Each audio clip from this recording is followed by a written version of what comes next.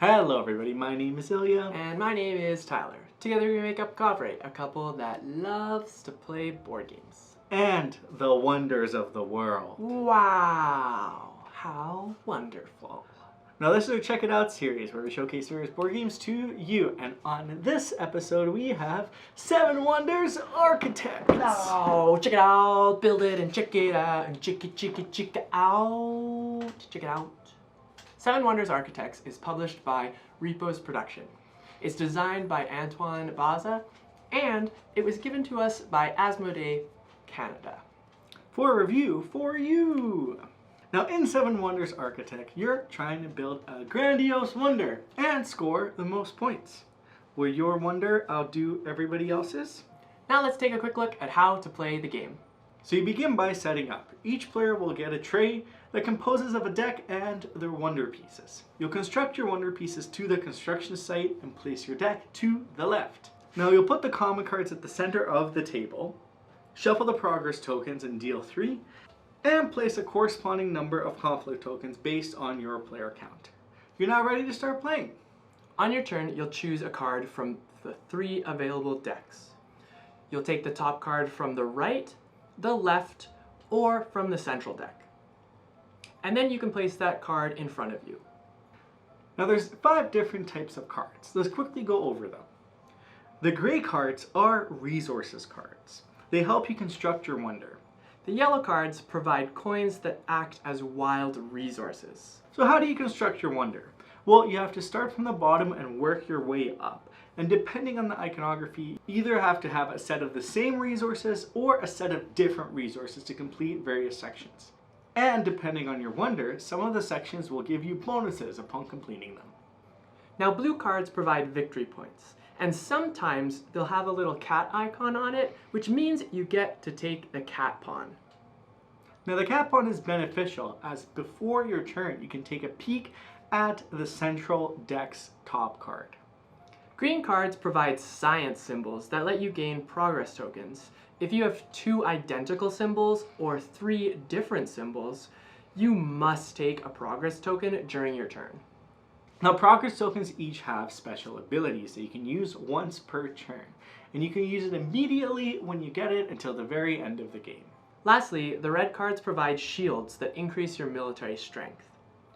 In addition to this, they may have 1 or 2 horn icons shown on the cards.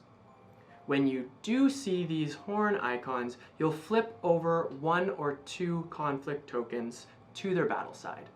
Now as soon as all tokens are flipped to the battle side, the battle commences. Now in order to resolve the battle, you count the number of shields each player has on their red cards and compare it with their 2 neighbors. For each neighbor you defeat, you'll be granted 1 military victory token, a maximum of 2. Then all players discard their red cards with the horn icons on them. Now you continue playing until 1 player has constructed their wonder. The game is over at the end of that player's turn. Now it's time to calculate your score. You'll get victory points based on the construction stages of your wonder, the cat pawn if you have it, blue cards, military victory tokens, and any progress tokens that give you victory points. And the player with the highest score wins the game! Will you be the wonder? I wonder. So, what do you think? I really enjoy this game. It is our 3rd 7 Wonders game because we have 7 Wonders Duel and the classic original 7 Wonders. And I definitely think it has a place in our collection. Yeah, it's like a step back from 7 Wonders, the original, so it's a lot more simple in my opinion, which is great. I think that it's a nice little progression into 7 Wonders and the other games, the expansions that we have yet to play. But yeah, if you were to start, you definitely start with this one. What I particularly really enjoy about this one is the organizations and the trays. oh my goodness. Because you can, in essence, be set up and good to go within the span of maybe 20-30 seconds. Yeah. Because you give everybody a tray, you set up the things in the middle, and you go. And you go, yeah. So like, I really enjoy that piece of it. It's so, like you can ask somebody like, hey, do you want to play a game? And then before they even answer, your game is set up and you're good to go. Like they don't have an opportunity to say no. Yeah, it's very, very nicely organized, and I appreciate that. And it's super neat that each of the wonder shape is different. And then some of them you have to kind of because it's bottom to top, it's not always the same order of pieces because some of them are Yeah. the same and some of them are Yes, kind of top to bottom. sometimes you have to actually go for all of them in order, and Yeah. where other times you just have to like build the base and then you can build other pieces.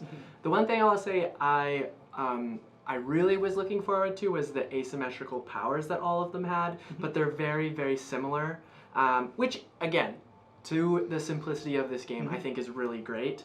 I think I just had a little bit higher expectations. But it is a cool way to kind of introduce asymmetry too, because you're building certain wonders gives you certain abilities, but some of them are similar, some of them are a little bit different. So you can be like, oh, that's how this character works, and begin to kind of brainstorm. And each of the decks has a different set of cards as well, so they're not all the same cards. Because you can be waiting and being like, I've drawn this resource already from this card, so what is my likelihood? You don't know, because it's different. Unless you know the composition of every single Learn deck in all this game. 7 decks. Well, why should people check this one out?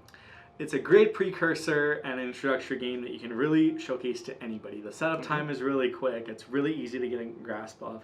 There's also a nice balance of strategy and luck.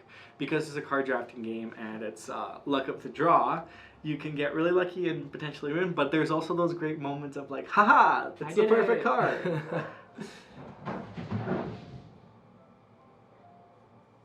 It also plays really quickly. I think what I'm looking forward to is having like a 7 Wonders night almost, where, I mean, Duel would be harder and we probably have to pick up the expansions. Multiple copies of Duel, yeah, and it's a tournament. You could have a tournament. But you could play like, you could start with Architects, you could move to 7 Wonders, and then you could add in those expansions. And I think the great thing about this game, or these sets of games in particular, is the iconography stays exactly the same. So you're very familiar with what's going on, which means you'll just understand the game a lot faster as you get into those more complex games as well. So I really appreciate this game. And not only is it colorblind friendly, it's also made a section in the rulebook to talk about like this is how it's colorblind friendly. Also raising awareness, which is really good because it's something that a lot of people don't typically think about when it comes to games. So I like more people are thinking about it now, but yes. Yeah. Well, I guess that leads us to why people shouldn't check it out.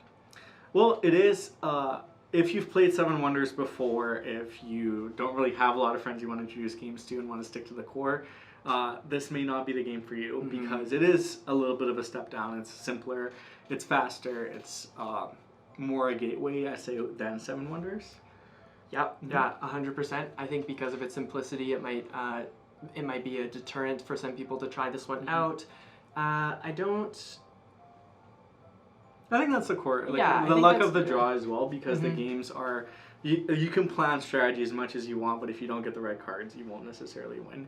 But I think, yeah, the main point is if you think 7 Wonders is already good enough for you and it's the right level, this is a precursor to it. So yeah. And I mean, Civilization games aren't necessarily some people's strong suit, so maybe you won't want to. But you can build a beautiful garden. Yay, beautiful garden. I will also say that it's one of those games that ends up getting relatively repetitive. So if you're looking for a game that will like grab your attention in different areas more than once, it will eventually, but you'll catch on to the strategy, you'll catch on to exactly what's going on, and then it turns into mostly just like luck. I don't know if I fully agree with that because I think there's a lot of different ways of how you can kind of approach it. But I hear your point. Fair enough. Okay, overall, what do we think? I really like it. I think it's a wonderful game to have in our collection because I do sometimes fear, like we do have several groups of friends where I'm like, 7 Wonders might be a bit much. So this is a perfect game to kind of introduce 7 Wonders to and then bring out 7 Wonders. Yeah. And any games that encourage or draw more people into the hobby, I'm a huge fan of, and I think this is especially one of them. I'm always a fan of games that play that play like 2 to 6 players, but this one particularly plays 2 to 7, and I just find that 6, even if we don't play it at 6 all the time, I think 6 is a really nice sweet spot. So Architects is ideal because when we have friends over, we can now put this in our pockets of games to play with bigger groups. I will say it's a perfect game between like a party game and a high player count strategy game. Because I feel like it's like you've played a couple of like rounds of just one, maybe you played some monstrosity, and now it's like, well, let's give Seven Wonders Architects a shot. Strategy. Just a little, like pushing it a little towards the strategic route. Because it's still like very like fun and random, and it's still like yeah. I like how quick it is, and yeah, I really look forward to introducing this to more people. Yay. Well, for our question of the day, have you ever been to any of the Seven Wonders? And if you have, do you have a neat story? I have been to none. Which one would you want to go visit? That's one? not a part of the question. The Great Barrier Reef. Especially, like, obviously, I feel like I would want to visit it a while back now because it's kind of like deteriorating, but... I don't know if the Great Barrier Reef is one of the wonders in this game. It's the one, it's one of the 7 natural wonders of the world, so... I see. I think I would like to visit the pyramids. If I had to pick one that was like man-made, then I'd probably pick the pyramids. Yeah, it'd be really... I feel like it's one of those things that like looks so cool in pictures, but I think once you're there, it'll just feel so surreal. And it'll be like... Well, like and they're gigantic. Like, yeah, I have this feeling that whenever we go see them, we'll just be like, wow, I can't believe, like, handcrafted, basically. Well, that is our video for the week. Let us know your answers down below, and if you liked what you saw here, give us that thumbs up, hit that subscribe button, and even that bell notification so you can be notified when we release new videos. And we have a very, very exciting video next Friday that you'll definitely want to be here for. So put in your calendar, write it down, because you're not going to want to miss it. But until next time, we hope you enjoy, and we'll see you in the next one. This is us checking out. Bye. Bye.